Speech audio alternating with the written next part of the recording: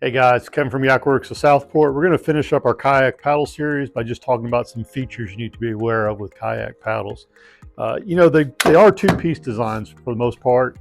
So what most of these will have will be a push pin. So you push the pin in, and that slides into the hole and locks in place. Now it's also the way that this particular paddle has an extension on it. So this paddle, not only does it connect that way, but it also uses a push pin to extend out. So this is a 240 centimeter that goes out to 260. And it uses that same push pin to adjust the length of it. These paddles are good for if you have a high-low seat position and you need to change your seating height. As you go higher, you need more length to reach the water. So that's the first design, is the push pin. From there, we get into the locking, and this is also part of an extension fishing kayak paddle. So you pull that lever up, and the kayak paddle will slide out and adjust again from 240 to 260 on this model, and then you lock it back down, and that is how you adjust it and also take it apart. So very simple.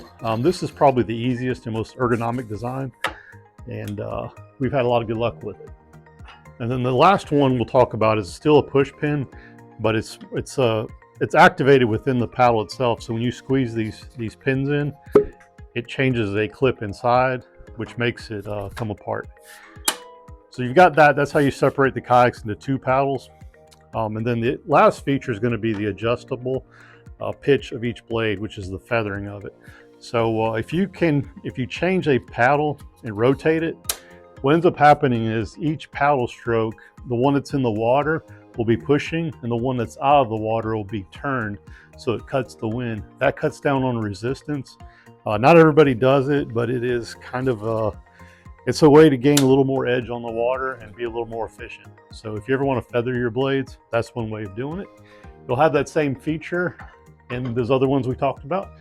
So on a push pin design, usually they have 3 notches. You push the pin in and you rotate the blades, and that's how you do that one. And then finally, you have the clamp. So clamp one is infinitely adjustable. You just pull that lever up, and then you can twist the blades however you want them to be in any combination or increment that you would like. So that's the blade adjusting, length, feathering, as well as taking the kayak paddles apart. Some of this stuff you just have to feel to understand, and some of it you just have to see in person. So stop on by. We've got plenty of time to talk to you, and we're always happy to answer any questions you have. Thank you all.